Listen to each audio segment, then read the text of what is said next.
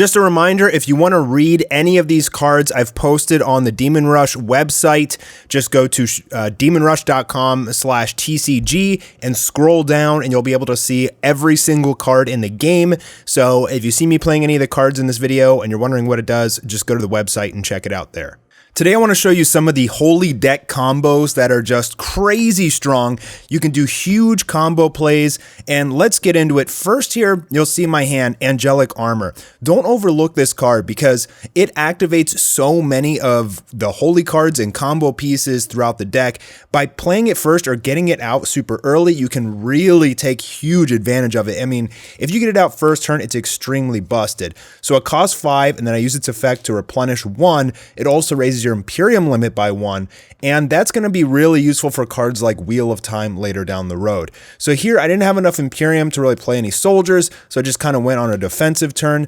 And the reason I'm turning my Angelic Armor to the side is just to keep track of the fact that I used its effect this turn. And here I'm going to just go ahead and play Kushiel, the Angel of Punishment. And because I am able to replenish 1 with Angelic Armor and my Imperial limit's up by 1, that'll put me at 2, so now I can use Wheel of Time and go all the way back up to 11 and drop Haniel, the Angel of Blessings. So that's crazy. I literally just played 2 angels in 1 turn. I get Haniel's effect to draw 2 and draw 3 and discard 2, and then I discard the ancient coin so I can draw another 1, and I'm just like going off. I mean, literally turn 2, I dropped 2 angels in 1 turn, and I still had 1 Imperium left to use Candle of the Hopeless and keep one of those angels alive if they try to use something like Chains of Destruction. So now on my next turn, I'm playing Church of Dominus, and this card really opens up the holy deck. It makes everything less expensive in terms of Imperium and raises your limit, and it's just so good for the big combo plays. It gives you like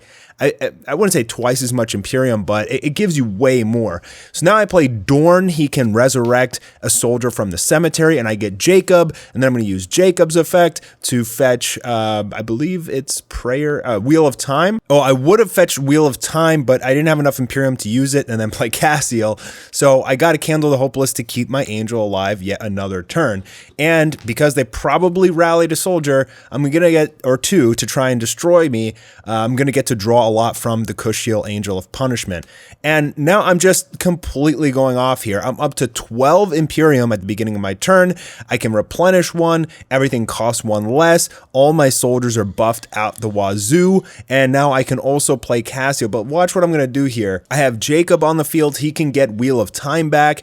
I have Dorn. He can get stuff back. So here I'm going to use Sorin's effect, discard Great Bird of Destiny, and then play Dorn to resurrect the Great Bird. He's going to get to draw me a card and reveal it, and look, I drew another angel. So draw power, obviously super important. Now I'm going to replenish 1 for Angelic Armor and then use Jacob's effect to get Wheel of Time back, play the Wheel of Time, go back up to 12, and now drop Cassiel, the Angel of Honor. So just insanely busted plays. I mean, obviously your opponent can't have cards like Body Obstruction. If they Lightning Blast your Angelic Armor, it's going to go off for a long time. But look at this. If I wanted to play Pahalia instead of Cassiel, then I could use her effect and I would have enough Imperium to defend my board if that didn't 1-turn kill. Okay, on this game here, first I'm going to start with Church of Dominus to make everything less expensive and raise my Imperium limit. Then using Sorin's effect, draw a card, and I'm going to discard the Ancient Coin to draw another card. Those Ancient Coins are super good, just tons of draw power. Every time you discard, you get a huge advantage. Now I'm going to play Hero, the Master Priest, who only costs 3 now because of Church of Dominus, uses effect to replenish 6. And then I'm going to play Tower of Babel. So I just played both structures of the Holy Deck in 1 turn. And if you get this stuff out early, it's insanely powerful the whole match. Now, Wheel of Time to go back up to my limit and then drop another hero. And then he can replenish me to full 2. But first, I'm going to play Jacob. And I believe I get that Wheel of Time back because I have so much replenishment. Let me see what I get here. Oh no, I get the Ancient Coin, so I can get more draw power. Now I use the hero that as effect that I didn't use yet, so I can play Great Bird Destiny and get Divine Intervention, which technically I could use on Jacob or Hero and for free because of Greatbird and just play them again if I had enough Imperium, but I'm not really too sure about Divine Intervention. I'm kind of testing it right now. It's been super broken sometimes, but like most of the times I haven't really felt like it was that great, but sometimes if you bounce an angel like Haniel or Zadkiel and use their effect again on the rally, it's like super busted. But I feel like most of the time it's a dead card, so I've like been ditching it. So here I'm going to use Sorin's effect, draw, discard Ancient Coin to draw, and then I'm going to play Greatbird, which draws me into Haniel, and then I'm going to replenish, and then I'm going to play Wheel of Time, and then I'm going to drop Haniel to draw 3 and discard 2. So more huge plays from the Holy deck. All right, now for the third game I want to show you here. Here's a pretty standard opening hand if you have a nice deck built. Start off with Warhorse, just a really good draw power kind of engine. I spend the 2 Imperium to rally him, and then I play Prayer Beads to draw 1, so I have more options to discard for the horse's effect, which I use here, and I discard a coin which replenishes 3, and that's going to take me back up to full so that I can play Haniel, draw 3, and discard 2.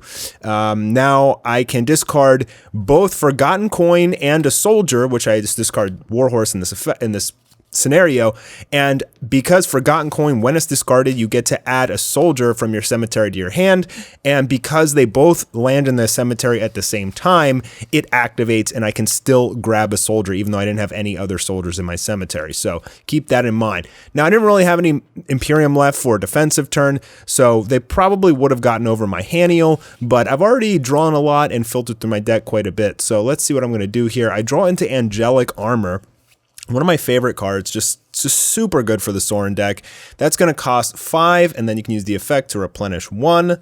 Now I'm going to play Tower of Babel with another 5, so it leaves me with 1 left, which isn't a lot, but I'll probably just play a defensive turn, take some damage, because your setup turns, you really can't be offensive. If you're playing armors and structures, you're probably just going to have to pass. So I'm probably going to take some damage, but that's okay. Use your health as a buffer. Don't worry about, taking 5 damage of health. It just will buy you more time. As long as you're alive, you can still win the game. So I'm going to draw for Sorin's effect. I'm going to discard that Divine Intervention that I was talking about. It's just, out of all the cards in my hand, it just kind of seemed the weakest. Now I'm going to play Warhorse. I need to try and draw into an angel, so I'm just going to be like spamming with, draw power as much as possible. There you go, an Ancient Coin, draw again.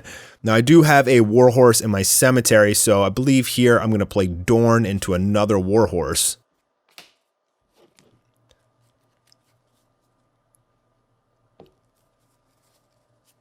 Oh, first I'll replenish 1. Oh, and then I play Wheel of Time to go back up to my limit, which is actually 11. I think I miscalculated. Yeah, I moved the dice. So I'm back up to 10. I use the Warhorse effect. I discard Sleeping Potion, and now I play Jacob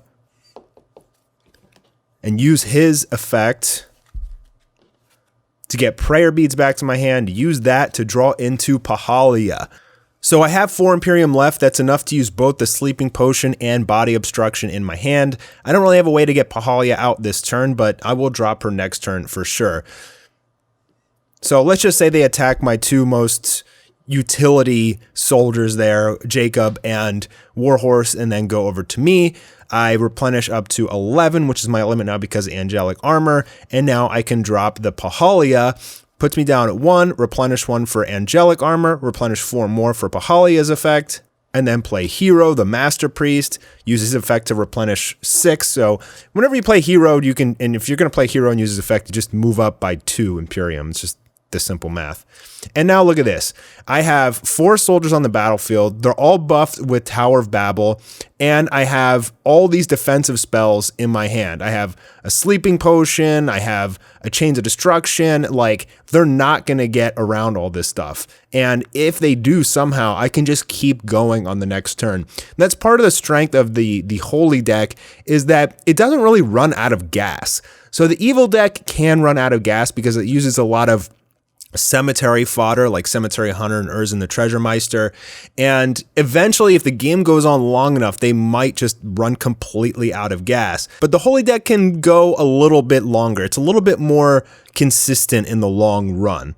So I'll probably do one of these for the Evil deck as well, so you guys can kind of get a grasp as to, some of the like playing a hand through and how exactly it would work and like how the combos go off. So I'll try and make that one tomorrow for you guys.